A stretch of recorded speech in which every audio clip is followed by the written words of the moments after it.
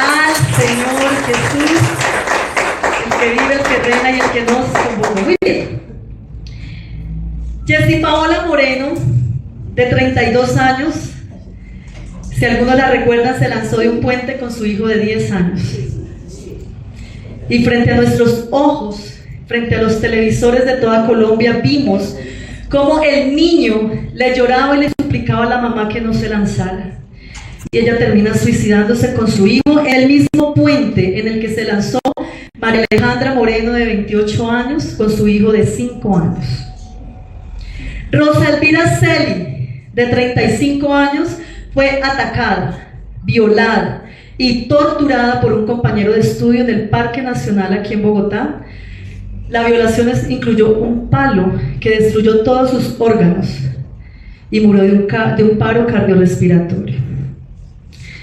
Mía Cataleya, la semana pasada, de 6 meses de nacida, presuntamente porque todavía está en investigación, mientras su mamá estaba alcoholizada y drogada, mínimo 2 hombres violaron a esta bebé, le destruyeron sus órganos, le encontraron sus piernas y sus brazos con mordiscos y 16 fracturas, y murió. ¿Y por qué quiero recordar estas trágicas noticias? Y perdón por los niños que están presentes, pero lo que no se habla en la iglesia, el mundo lo va a hablar y lo va a manipular y va a trabajar en el corazón de nuestros hijos. Más allá del impacto que esta noticia pueda generar en nosotros, lo primero que como hijos de Dios, como cuerpo de Cristo y como iglesia del Señor, tenemos que preguntarnos es si esas víctimas adultas, un hermano en Cristo, un cristiano, le predicó del Evangelio. Yo me pregunto si a las víctimas adultas, o al asesino, o al violador, ¿quién era la persona asignada en ese territorio, en ese barrio, en ese conjunto, para hablarle de Cristo, para visitar, para tocar la puerta de su casa y para hablarle de un Jesús que salva, que perdona, que cambia vidas y que lo hace todo nuevo? Si bien nosotros como iglesia, como cuerpo, tal vez no seamos responsables de las decisiones que toma una persona, de no aceptar a Cristo como el Señor de su vida o de cometer estos actos, sí somos responsables de ser luz y sal porque somos portadores de Cristo.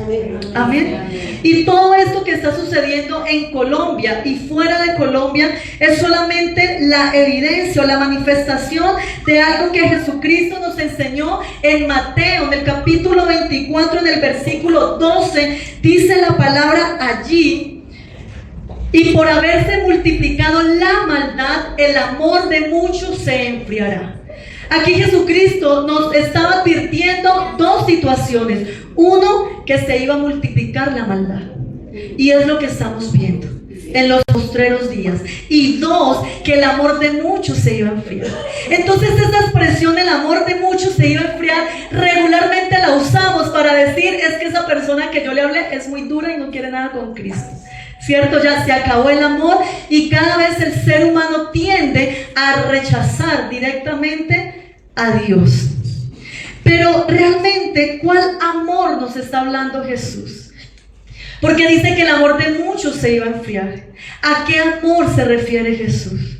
Porque el amor es una persona y es Él. Así que cuando Él dice que ese amor se iba a enfriar, nos estaba haciendo una advertencia de que nosotros como iglesia de Cristo, como cuerpo del Señor, cada vez más se iba a menguar ese amor de Él. Entonces hoy en día, mientras la maldad aumenta, mientras se multiplica la maldad como lo advierte la Escritura, nosotros estamos demasiado ocupados pensando en nuestros sueños, pensando en nuestras metas, pensando en nuestros propios procesos, en nuestras propias situaciones, cuando Jesús nos dijo que entre más las tinieblas gobernaran el mundo, más la iglesia tenía que ir a trastornar esas tinieblas. Amén. Así que cuando Jesús dice que ese amor se iba a enfriar, se estaba refiriendo también a la iglesia. Estamos preocupados desde los altares, empoderando a las personas a el hombre que nos olvidamos realmente lo que tenemos que hacer. Entonces, mientras la maldad aumenta, cada uno de nosotros estamos resolviendo nuestros propios problemas y nuestras propias situaciones, ¿verdad? Entonces nos tomamos licencias como si Dios, como si Jesús tuviera que entender nuestra teoría de que como estoy procesado, como estoy en el proceso del Señor, entonces la obra queda quieta, el servicio queda tirado, porque al final, ayer lo aprendíamos, hacemos de nosotros un propio reino. Y cuando nos vamos a la realidad, si tenemos que medir cuántas veces ponemos el reino primero, estamos fracasando, porque muchas veces, si no la mayoría de veces, colocamos mis sentimientos, mis emociones, mi agenda, mis sueños, mis metas, en lugar de atender lo que Jesús dijo: primero el reino del Señor. Así que olvidamos lo que Jesús mismo predicó cuando vino acá a la tierra, porque Él anunció el evangelio del reino, el evangelio de su gobierno, donde no hacemos lo que queremos, sino lo que Él quiere, donde no obedecemos a nuestros propios preceptos, sino a lo que el reino quiere, y el reino es una persona. Entonces hoy en día, gloria a Dios, se nos reveló el nuevo pacto, ¿cierto? Pero caemos en la misma muletilla: gloria a Dios, Cristo vive en mí, gloria a Dios, Cristo vive en mí. Pero la pregunta es: ¿para qué Dios, para qué Cristo vive en nosotros? Y lo hemos aprendido. No es repetir Cristo vive en mí, sino que realmente esa vivencia de que Cristo está dentro de nosotros, que en el momento que usted le entregó su vida al Señor, pasó a morar dentro de usted. Debe haber una evidencia de que Cristo vive en usted. Debe haber una evidencia de que usted está incorporado al cuerpo de Cristo, no en cuatro paredes, sino en una vivencia todos los días de que usted hace parte del cuerpo de Cristo, no solamente para que Cristo viva en usted, sino para que Cristo crezca en usted, sea formado en usted y sea expresado a través de usted. Amén. Así que el propósito de que Cristo viva en nosotros es que seamos testigos, y es que seamos multiplicadores de ese pacto eterno, de esa realidad de que Cristo está dentro de nosotros, que todas las cosas viejas pasaron, que nosotros vivamos la realidad, que ese viejo hombre, el que fue torturado, el que fue abusado, el que fue engañado, el que fue violado, el que era agresivo, el que todo lo que hicimos sin Cristo, ya está crucificado en la cruz. Amén. Y lo aprendíamos. Tenemos que ahora vivir la realidad del consumado, vivir la realidad de lo que Cristo ganó en la cruz para la iglesia. Pero nosotros seguimos viviendo en ese viejo pacto, ¿cierto? Donde importan mis sueños, mis emociones, mis tristezas, mis procesos. Pero es que esa vieja naturaleza ya está. Por eso Él dice: debemos tomar la cruz de cada día para hacer lo que Él quiere. Y si nosotros queremos hacer lo que Él quiere, hay algo, y es que Jesús vino a salvar lo que se había perdido. Así que una evidencia de que Cristo está creciendo dentro de usted es que en usted comienza a crecer un deseo, una necesidad que usted no puede controlar, que usted no puede de hablar de Cristo.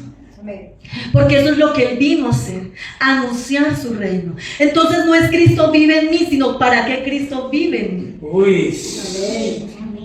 Esa es la pregunta de esta mañana. Esa es la pregunta de esta mañana. Entonces, cuando nosotros comenzamos a hacer la realidad del nuevo pacto, esa realidad de Colosenses 1, 26 y 27, el secreto que Dios guardó durante siglos y edades, y es que Él mora dentro de nosotros, es que hagamos lo que Él quiere que nosotros hagamos. Entonces, evangelizar al perdido no es una tarea para un grupo de la iglesia. No es una tarea para los hermanos que no tienen nada que hacer y están desocupados y tienen tiempo. Es una asignación, es una comisión para todo aquel que recibe a Cristo, a Jesús, como Señor y como dueño absoluto de nuestra vida. Desafortunadamente, nuestro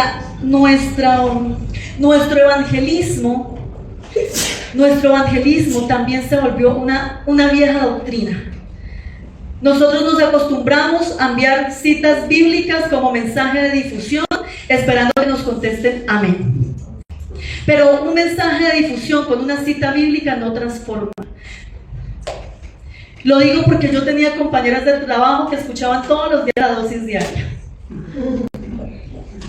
La dosis diaria es un devocional de una iglesia que se volvió muy común y todos lo escuchan. Y lo escuchaban todos los días, pero el viernes salían y se emborrachaban, engañaban a sus esposos. ¿Por qué? Porque no hay vida de Dios, porque no hay vida Zoe, porque no es nosotros nos acostumbramos a evangelizar o a hacer el proceso de reconciliación como creemos. Entre menos nos cueste, mejor. ¿Sí o no? Y tristemente eso no está produciendo que seamos testigos multiplicadores de la vida en Cristo. Entonces nosotros evangelizamos, sí, al que tenemos cerca, pero ojalá ya sea evangélico, ¿cierto? Porque es que entre más sepa de Cristo, menos trabajo para mí.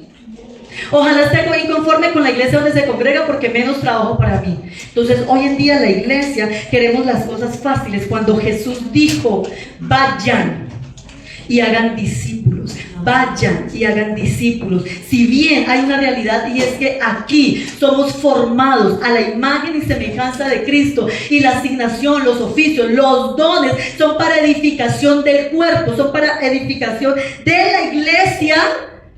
Jesús nos dijo: vayan y prediquen este evangelio. La pregunta es: ¿lo estamos haciendo? ¿Nos estamos acomodando a lo que nos enseñaron durante años?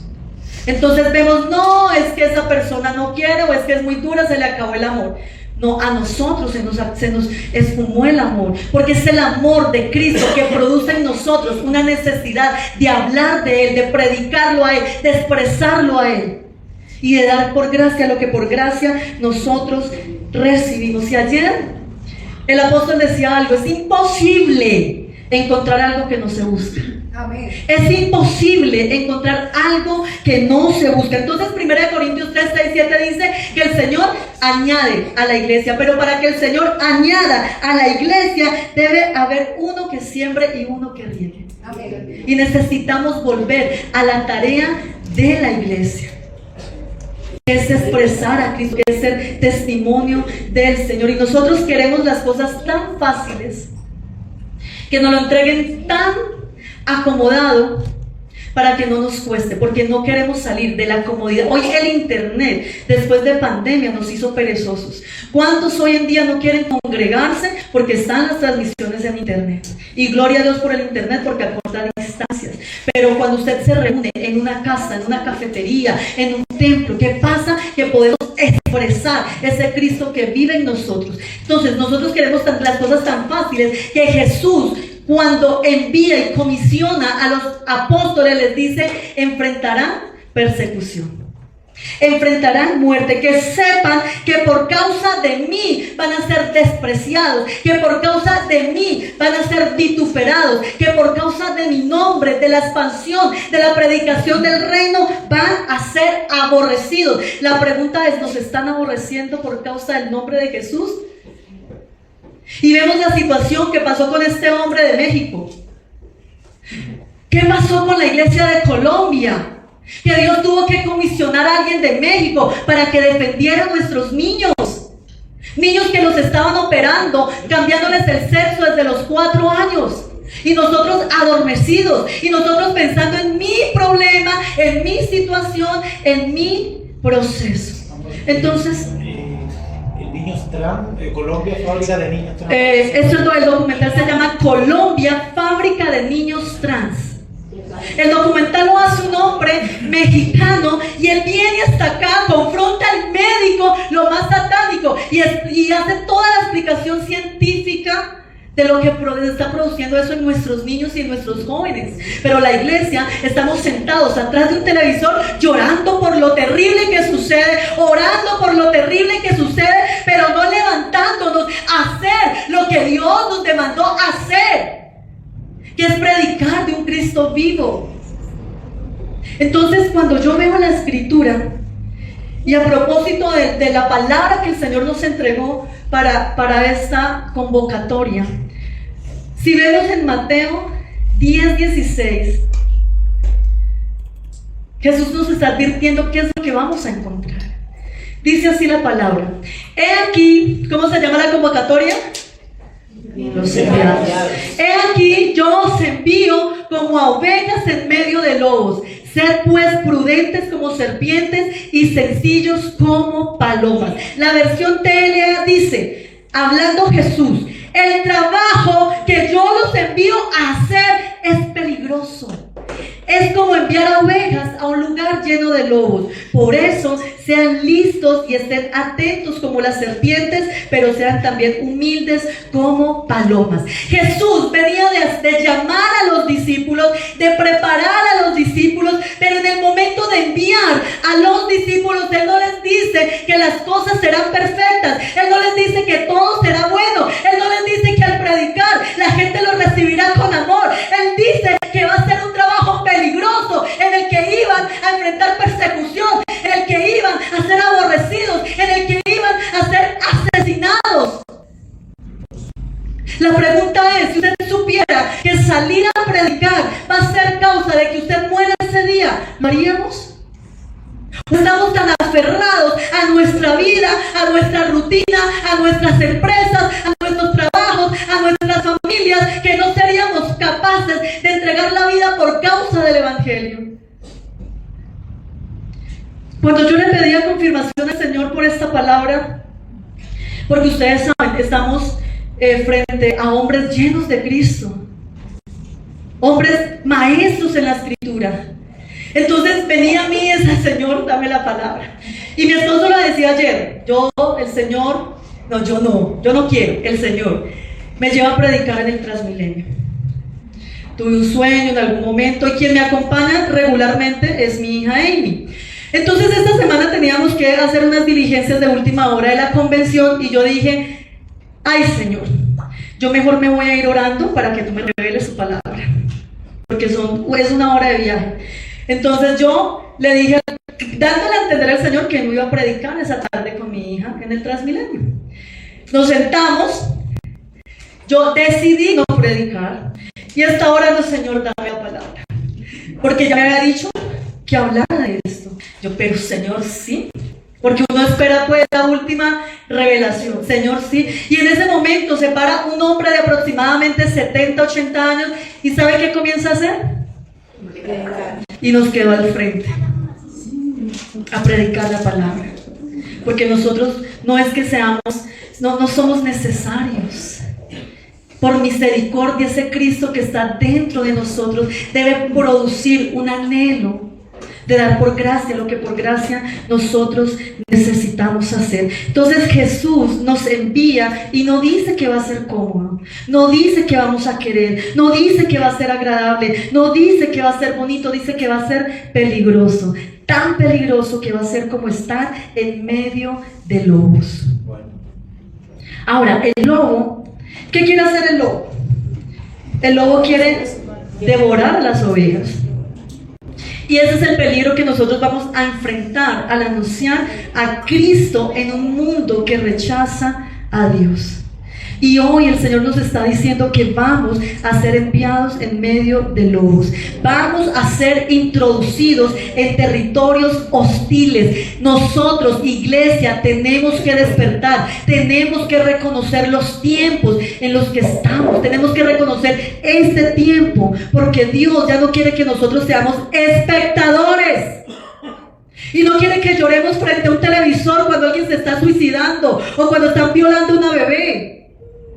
Y lloremos y oremos.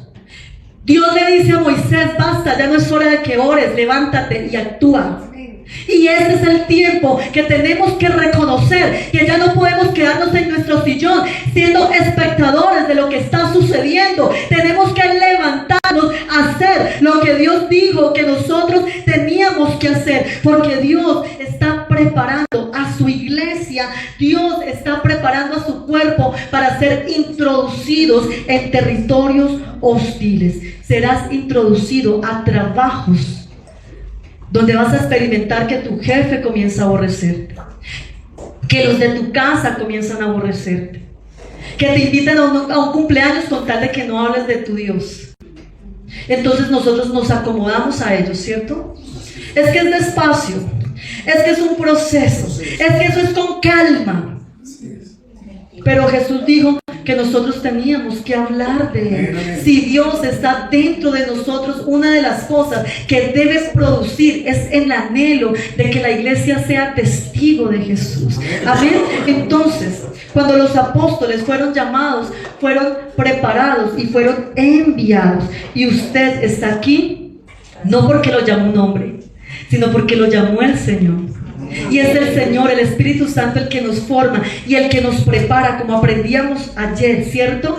A edificar la iglesia. Pero la iglesia no se puede quedar en 4 paredes. ¿Por qué? Porque aquí somos formados a imagen y semejanza de Cristo, pero afuera somos usados para predicar la gracia de la salvación. ¿Por qué usted tiene que ser enviado? Porque el Señor lo envía a usted, porque Él está hablando a usted, porque probablemente los pastores nunca hablen con su jefe, probablemente los pastores nunca hablen con sus compañeros de trabajo, con su esposa que no quiere nada de Cristo, con sus hijos que no quieren nada de Cristo. En tu barrio hay un futuro violador, en tu barrio hay un futuro asesino, en tu barrio hay un hombre que todos los días golpea a su esposa, en tu barrio hay una mujer que practica la brujería, en tu barrio hay un niño de 12 años que tal vez ya le están ofreciendo droga.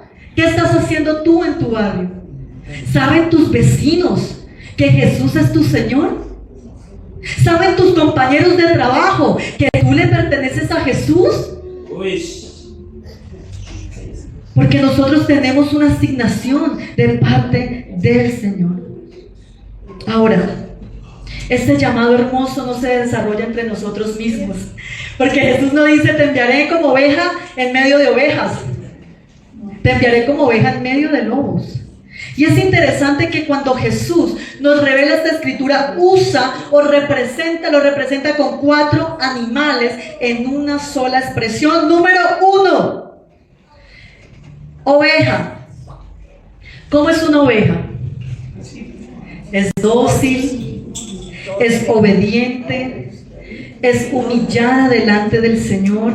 Entonces toda tu vieja naturaleza se va a oponer, porque el único enviado es Cristo dentro de nosotros. El único que puede dar fruto al ser enviados es el carácter de Cristo siendo formado en nosotros. Entonces el cordero sabe que va al matadero, y por eso Jesús dice que el que no esté dispuesto a dar su vida por mí la perderá.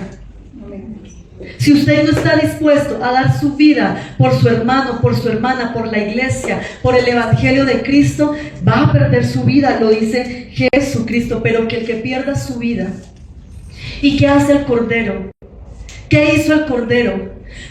Fue llevado al matadero y dio su vida por nosotros. Y eso nosotros tenemos que hacer. Claro que tenemos trabajo, ocupaciones, hijos, pero el Espíritu Santo quiere que renunciemos hoy a esta afirmación que en mí comenzó a producir algo que decíamos, es que todas las iglesias del nuevo pacto son pequeñas. Lo que pasa es que no estamos predicando. Lo que sucede es que salimos aquí gordos de palabra, pero no tocamos la puerta de nuestro vecino. Entonces en las iglesias en casa nos reunimos nosotros mismos. Cuando la iglesia en casa es la oportunidad de que su vecino, de que su amiga vea cómo es la vida de Cristo. El que está afuera necesita ver ese poder de Dios, esa manifestación, esa mansedumbre de Dios en nuestros hogares. Entonces, como ovejas tenemos que ser obedientes a nuestro amo, obedientes a nuestro Señor. No hacemos lo que queremos, hacemos lo que Él quiere. Y tal vez yo en el Transmilenio, ojo, y no quise hacer algo malo. Yo quise sentarme en una silla a orar, pero Dios quiere que hablara de Él. ¿Y cómo me respondió? ¿Cómo cree que Él y yo apenas nos mirábamos? Entonces este es un llamado para que seamos corderos, para que seamos ovejas y aprendamos que Jesús nos llamó a perder su vida, a perder nuestra vida por causa de Él. Número 2, dice que nos envía en medio de lobos. Vas a predicarle a los lobos. Vas a estar rodeado de lobos en tu trabajo, en tu casa, en tu barrio. Ahora, ¿cómo andan los lobos? En manada. Los lobos andan en manada. Los lobos son asesinos. Los lobos son sagaces. Estamos dispuestos a enfrentarnos a esos territorios hostiles para que Cristo sea predicado y exaltado. Ahora, ¿qué come un lobo? Un lobo come carne. Así que los lobos, esos territorios en donde somos introducidos, ¿qué va a hacer? Que va a tocar nuestra carne. Es por eso que nos recuerdan el pasado. Es por eso que nos recuerda que los familiares a los que les hablamos de Cristo, nos recordamos quiénes éramos. No sé, los gritones, los borrachos. ¿Por qué? Porque tocan nuestra carne, porque eso come un lobo, carne. Pero si nosotros traemos la realidad de que esa carne está crucificada junto con Cristo y que ya no vivimos nosotros, sino que estamos aquí para hacer la expresión de Cristo, ¿qué pasa? Que el lobo no va a tener que comer. Amén. ¿Eres carne o eres Cristo? Amén. Entonces el nuevo hombre, el Cristo en nosotros, es inamovible.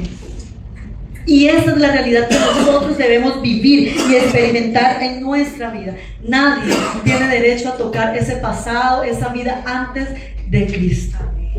Y si usted es nuevecito, si usted nos acompaña por primera vez, hay una realidad, y es que hay una eternidad a la que se va y que la empezamos a vivir en el momento que el eterno está dentro de nosotros, que es Cristo. Y es que hay una salvación por gracia. Y que si Cristo no es nuestro Señor y el Rey, el gobernador de nuestra vida, no vamos a estar con Él por la eternidad. Entonces usted disfruta estar con sus amigos y compartir con ellos, y parten el pastel y comparten una comida, pero si usted no le predica a sus amigos, a sus compañeros de trabajo, van a ir a la eternidad sin Cristo. ¿Por qué? Porque fuimos demasiado acomodados, porque nos avergonzamos, porque queremos que los que prediquen sea el grupito de desocupados de la iglesia. Pero esto es un llamado para toda la iglesia. Número 3, serpientes. Es la única vez que Jesús hace referencia y toma un animal que fue usado por el enemigo, ¿cierto? Para todo lo que sabemos que ocurrió en Génesis. Pero recordemos que la serpiente fue creada por Dios y que la palabra dice que Él era el más astuto entre todos los animales salvajes. Así que Jesús aquí nos está diciendo que tenemos que ser astutos. Vamos a aprender a evitar conflictos innecesarios. Los que de pronto llevan más tiempo en el evangelio éramos expertos en querer cambiar a la gente, a bibliazos, a nuestra manera. Y Dios, el Cristo que es expresado a través de nosotros, nos enseña a ser astutos. Hay peleas que no son nuestras, hay conversaciones que no son nuestras. No podemos querer hacer la obra del Espíritu Santo que no nos corresponde. Le corresponde al Espíritu Santo de Dios. Nosotros hacemos nuestra asignación, que es predicar el Evangelio. Y el Espíritu Santo hace la obra de convencimiento. Entonces, en esta astucia vamos a aprender a dónde ir, a dónde no ir. Yo he conocido personas que dicen: voy a predicarle, no sé, a la calle donde están los prostíbulos. ¿Dios te mandó? ¿Dios te envió? Entonces, en esa astucia aprendemos a obedecer al Señor. ¿Qué hace la serpiente? La serpiente sabe cuándo salir a atacar y sabe cuándo esconderse. Hay momentos en que nosotros vamos a discernir cuándo es hora de hablar, cuándo es hora de exhortar, cuándo es hora de aconsejar y cuándo es hora de callar y no meternos en procesos que no nos corresponden. Entonces nosotros nos volvimos expertos en hacer en la iglesia la obra del Espíritu Santo y nos adueñamos de la iglesia y nos adueñamos de las ovejas y nos adueñamos y queremos convertir a la gente o al marido o a los hijos a nuestra manera. Y en esa astucia nosotros tenemos que discernir el entorno en donde estamos. Cuando yo estaba trabajando todavía, me prohibieron hablar de Cristo. Entonces, si se me acercaba una persona a decirme: yo soy perro, tráteme como perro, yo tenía que tratarlo como perro, porque si no me sancionaban y me despedían. Entonces uno quiere: no, pero es que yo acá estoy, soy vengo a hablar de Cristo y no me importa. No, La astucia a la que nos está llamando Jesucristo es que es persona a persona, un pancito de vida. Yo escuchaba a mis compañeros escuchando la dosis diaria todos los días, haciendo planes con los amantes el viernes. Entonces yo no iba a decirles, venga, hijo del diablo, no. Tenemos que ser astutos, porque Jesús sabía cuándo ministrar, pero Jesús sabía también cuándo apartarse. Usted deja la palabra y usted se aparta. Usted siembra la palabra y usted se aparta para que el Espíritu Santo haga lo que solamente Él sabe hacer. Y número 4, dice que tenemos que ser humildes y sencillos como palomas. Ahora, ¿cómo es la paloma? Es sencilla, es chiquitita. Usted ve una serpiente, ¿cierto? Usted ve una culebra, ¡wow! Vi una culebra, y usted va y cuenta a todo el mundo que vio una culebra y que se le apareció una serpiente, pero si ve una paloma, usted no le cuenta a nadie. Eso quiere Cristo de nosotros, ¿saben? Nosotros portamos al justo, pero no éramos justos. Portamos al humilde, pero no éramos humildes. Entonces lo que nosotros vamos, cuando vamos a esos territorios hostiles, es Cristo haciendo la obra en nosotros y a través de nosotros. Usted no la hace, porque usted no era inocente. El inocente es Él, el justo es Él, el que nos justificó fue Él. Entonces nosotros no tenemos derecho a juzgar a nadie. Si bien no andamos contando nuestra vida antes de Cristo, o si la contamos es para el testimonio, porque dicen que eso quedó atrás, ese hombre ya no existe, esa mujer ya no existe, pero usted se le olvida de dónde Cristo lo sacó. Entonces nos encanta acusar a la gente, nos encanta juzgar a la gente, nos encanta ser predicadores del nuevo pacto y juzgar otras iglesias, cuando se nos olvida que nosotros también salimos de doctrina de demonios. Se nos olvida que por misericordia del Señor nos regaló esta revelación de la preeminencia en Cristo. Entonces tenemos que ser como palomas, humildes, mansos, pero sobre todo, como decía ahora, una paloma pasa desapercibida. Dios no está buscando gente que se jacte ni que se muestre. Dios está buscando a invisibles que prediquen y desaparezcan.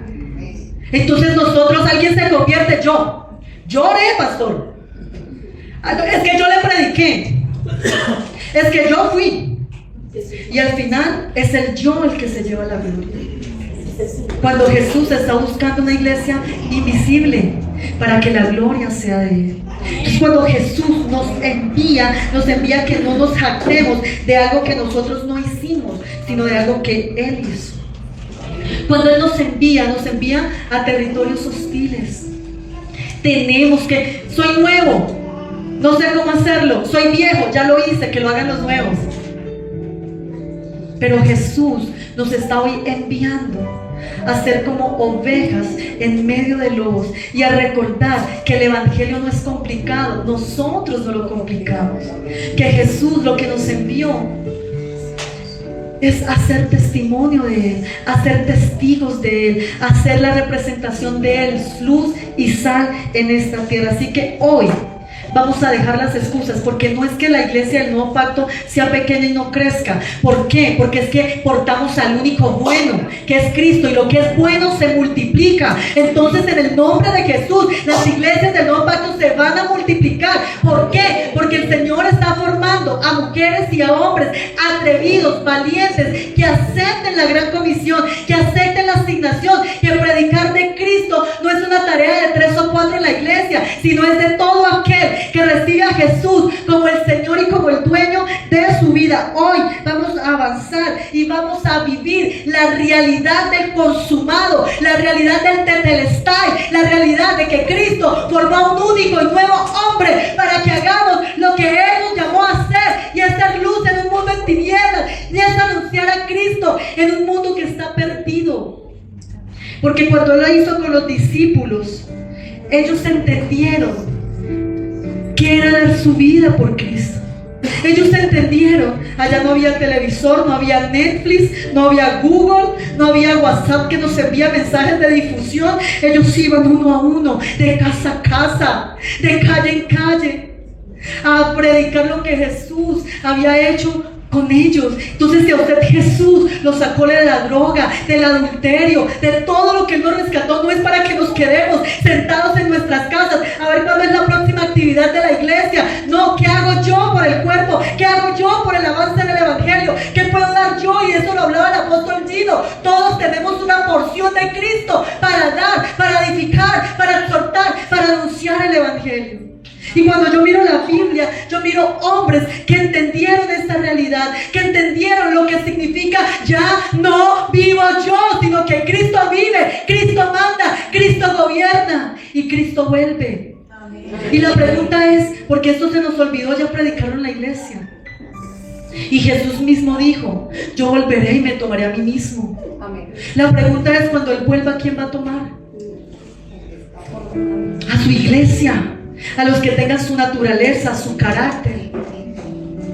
Entonces hay un consumado, pero Jesús nos asignó una gran comisión que tristemente no estamos cumpliendo, y le dejamos el cuidado de los niños al Estado. A nosotros nos lo dijeron cuando el niño estaba en plan canguro: es que los hijos pertenecen al Estado. Así nos lo iban a quitar, porque no teníamos red de apoyo. No, el Estado me iba a quitar a mi bebé. ¿Por qué? Porque la iglesia entregó algo que es de Cristo. Porque la iglesia no está haciendo. Entonces yo sé que tenemos problemas. Yo sé que hay cosas cotidianas que atender. Pero eso es efímero. Eso ya está arreglado en el consumado. Eso no depende de su esfuerzo. Tenemos que levantarnos a ser una iglesia que predica.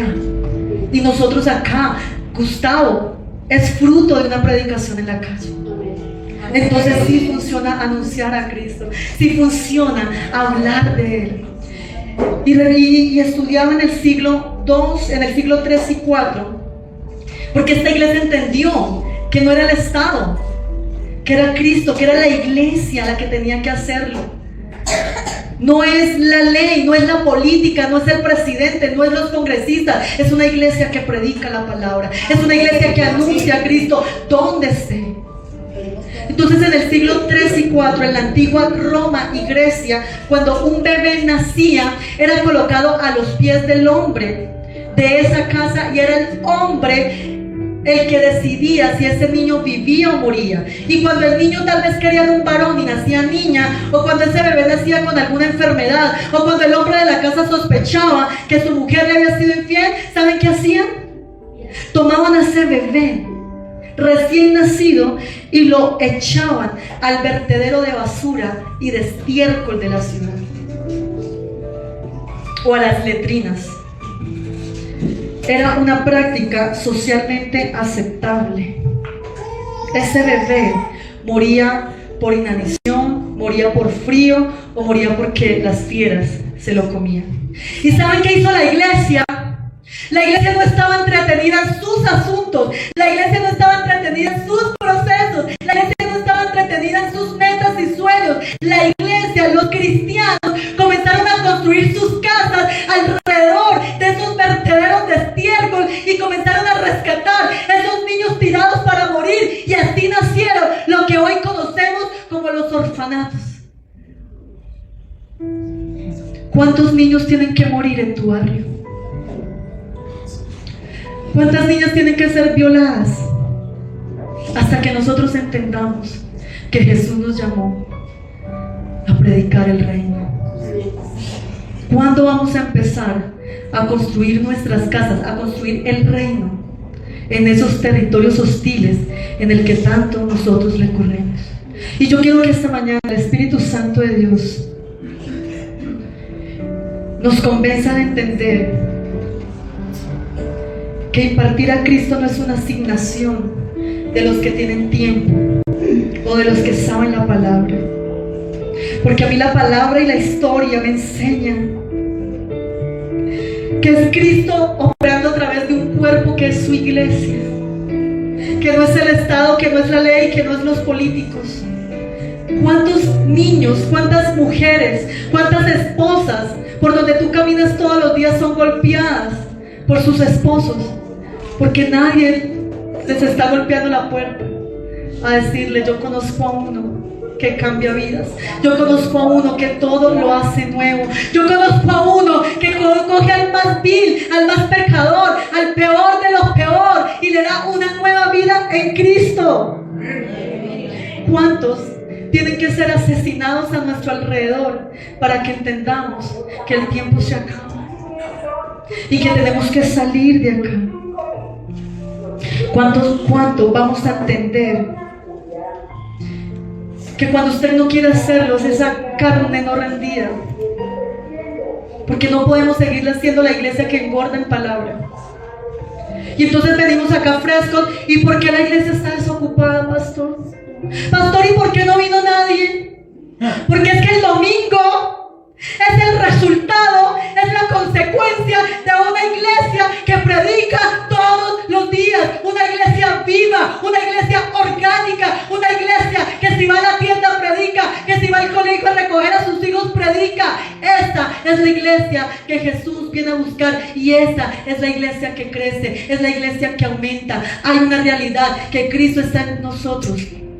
¿Pero para qué? Así que cierre sus ojos.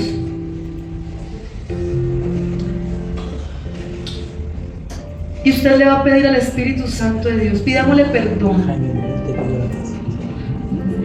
porque hemos escuchado gritos en nuestra casa de vecinos,